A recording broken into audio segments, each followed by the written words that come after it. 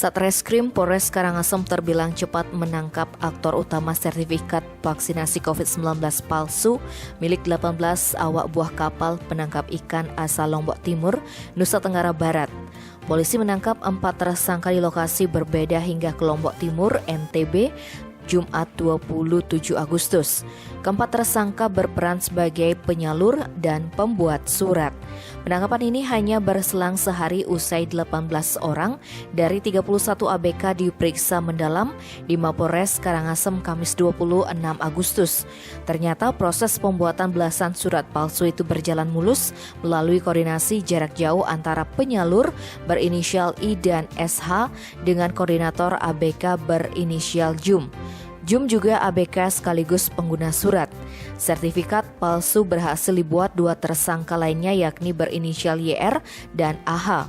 Semua dicetak di salah satu percetakan di Pringgabaya, Lombok Timur. Foto, data KTP milik beberapa ABK berhasil dikumpulkan berkat peran SH. Dia menghubungi koordinator ABK yang masih berada dalam kapal untuk mengumpulkan data identitas rekan-rekannya. Selama pelayaran itu, 4 tersangka berkutat untuk urusan percetakan sertifikat vaksinasi palsu. Dengan harapan ketika ABK sampai di Pelabuhan Benua, surat itu selesai dan dapat dipakai di Pelabuhan Padang Bayi Karangasem sebagai syarat menyeberang ke Pelabuhan Lembar, Lombok Barat, Nusa Tenggara Barat.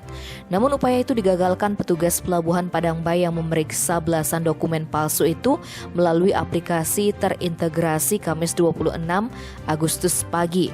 Total ada 22 tersangka dalam kasus ini, di antaranya 18 orang pemilik sertifikat vaksin palsu, 2 penyalur, dan 2 orang pembuatnya. Dalam rilis pers yang digelar pada Senin 30 Agustus siang, hanya 4 tersangka utama ditambah koordinator ABK yang dihadirkan di Mapolres Karangasem. Kapolres Karangasem AKBP Riko AA Taruna menerangkan peran 4 tersangka cukup beragam. Riko menegaskan surat tersebut diketahui palsu setelah dicek melalui aplikasi terintegrasi vaksinasi COVID-19 Peduli Lindungi. Identitas penerima vaksin akan terdata dalam aplikasi itu apabila benar sudah menerima vaksin. Akibatnya para tersangka diancam pasal 263 ayat 1 dan 2 tentang dugaan tindak pidana pemalsuan surat dengan ancaman 6 tahun penjara. Tim Bali Express melaporkan.